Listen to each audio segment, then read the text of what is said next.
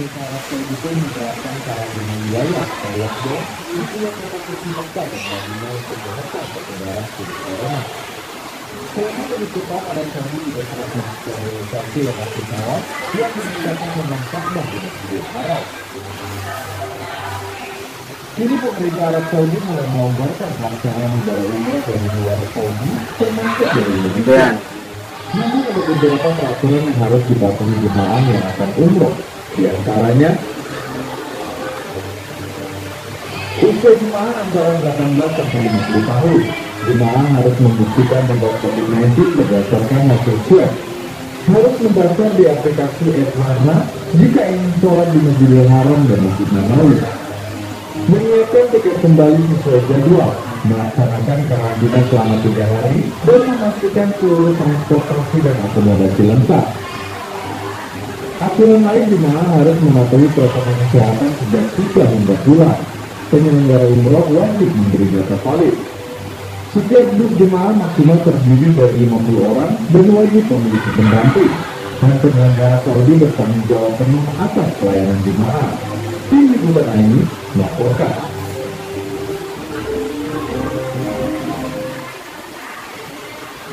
Apakah penerapan protokol kesehatan akan berdampak pada biaya umroh dan apa saja yang harus dilakukan selama berada di tanah suci? Kami akan didapatkan bersama dengan Kepala Bidang Umroh Tampiri Zaki Zakaria dan Konsul Haji dan Umroh KJRI Jeddah Endang Jumail. Assalamualaikum, selamat sore ya Pak.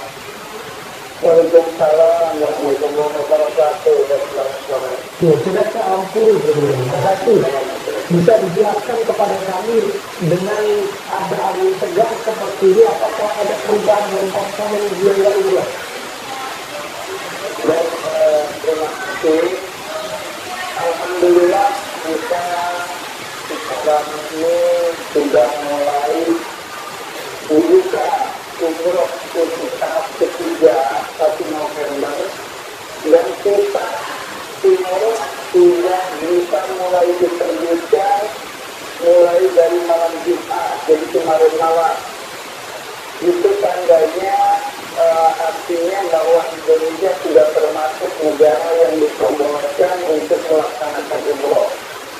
Berkenaan dengan biaya, sudah pasti biaya memang tidak bisa dihindari akan ada kenaikan karena penerapan protokol kesehatan dan berbagai pelayanan akibat dampak dari pandemi COVID-19. Mengenai biaya, kita perlu mencermati ada dari 3 faktor. Yang pertama adalah kita penyelenggara umroh haji di Indonesia mengenai biaya selalu merujuk kepada referensi harga yang dikeluarkan Kemenak. Kemenak sendiri sudah mengeluarkan statement 2 kali mengenai potensi kenaikan umroh di masa pandemi.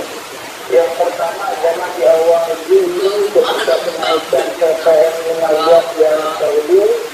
Yang kedua di akhir September ketika pemerintah Arab Saudi mengumumkan 4 tahap yang umroh. Jadi Kemenak sudah menyampaikan ke masyarakat melalui media massa bahwa potensi umrohnya akan naik. Yang kedua adalah RKMA, rancangan keputusan Menteri Agama yang dibahas Kemenak dengan kementerian lain, Kemenhub, Kemenkes, Kemenlu, BNPB dan lain-lain. Di situ ada pasal 9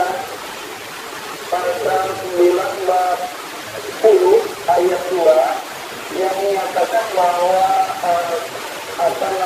biaya pelayanan umroh bisa ditambahkan buat membaca protokol kesehatan dan pelayanan akibat pandemi. Penambahannya sampai berapa persen Penambahannya berapa persen dan sampai sekarang Kemenak secara spesifik belum mengeluarkan harga referensi.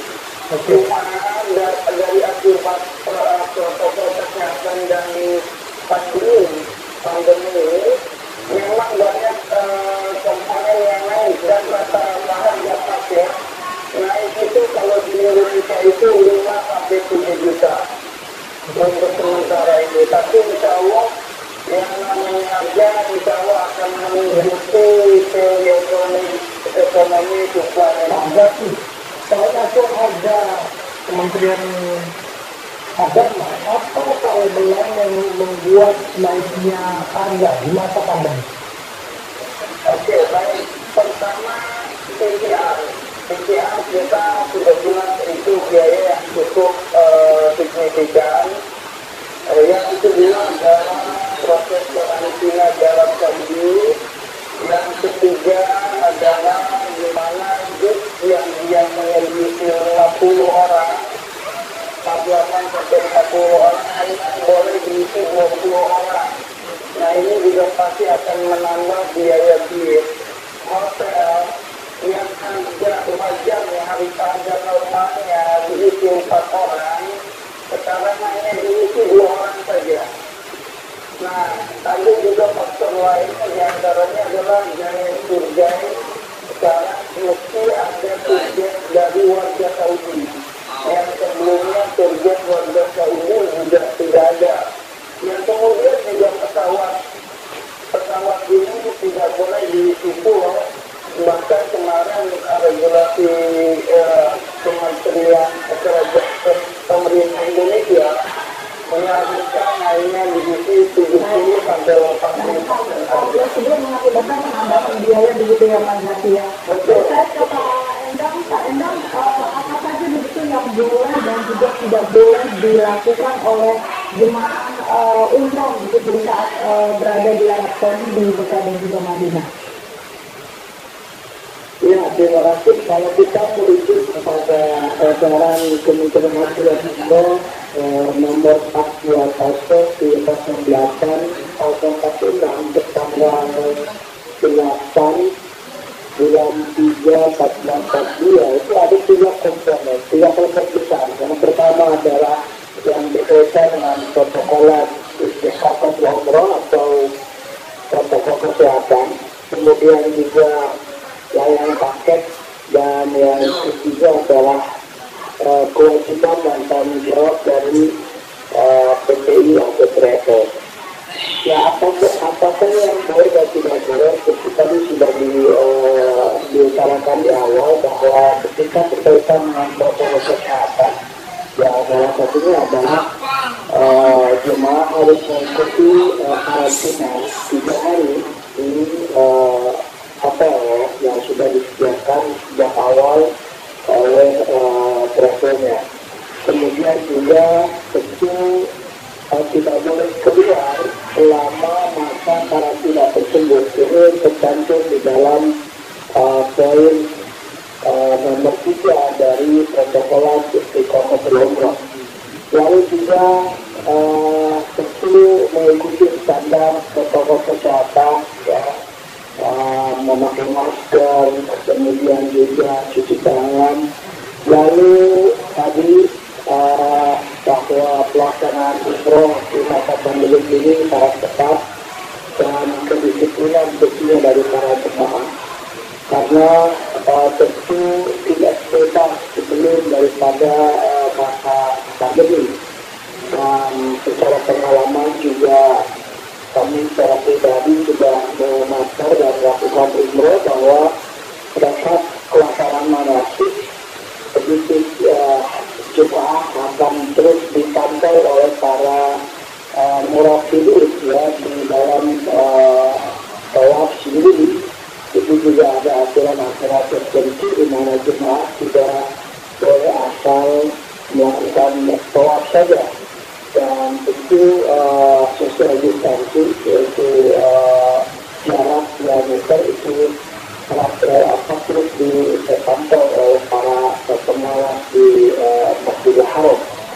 Nah, hal-hal ini tentu berdampak pada kegiatan-kegiatan yang mungkin sebelum pandemi ini terasa bebas, tapi pada saat tahapan ini ada catatan-catatan yang memang harus diikuti. Ya, baik. Seperti dalam edaran. Baik, Pak Endang, kalau disebutkan tadi biaya umroh kan ikut meningkat, mulai dari akomodasi hotel, transportasi hingga biaya tes kesehatan yang dianggap ini cukup menguras kantong. Lalu apa yang bisa dilakukan pemerintah agar ibadah umroh ini tidak hanya bisa dinikmati oleh kalangan menengah ke atas? Saya secara pribadi tidak bisa mengatakan dan bagaimana akan berberikan itu karena dalam konteks pelaksanaan umroh pemerintah dalam hal ini adalah pengawasan dan juga regulator. Itu Kementerian Agama sudah ada dalam rancangan PMA, kemudian juga bagaimana layanan paket yang dilakukan oleh BPI, dan saya kira ini akan menjadi domain dari Kementerian Agama, dan kami di Konsulat Jenderal Republik Indonesia tentu peran utamanya adalah bagaimana bisa melobi, kemudian juga berkoordinasi dengan instansi terkait di Arab Saudi untuk bisa melaksanakan umroh secara lancar. Baik, saya ke Pak Zaki. Pak Zaki tadi ada mengatakan bahwa biaya umroh ini akan naik sekitar 5 hingga 7 juta, begitu jika kita ambil biaya termurah begitu 20 juta, ini artinya biaya umroh akan berkisar 25 hingga 27 juta yang paling murah begitu Pak Zaki, benar? Ya, betul. Ini terbukti dari grup awal November ini ada beberapa travel yang sudah memberangkatkan, dan insya Allah saya juga besok akan berangkat kalau diizinkan, insya Allah.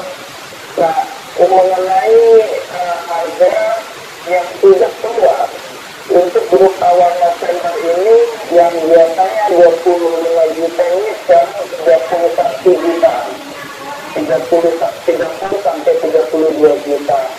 Nah, untuk sementara ini memang pemerintah Arab Saudi mensyaratkan penerbangan hanya boleh penerbangan Saudi Airlines.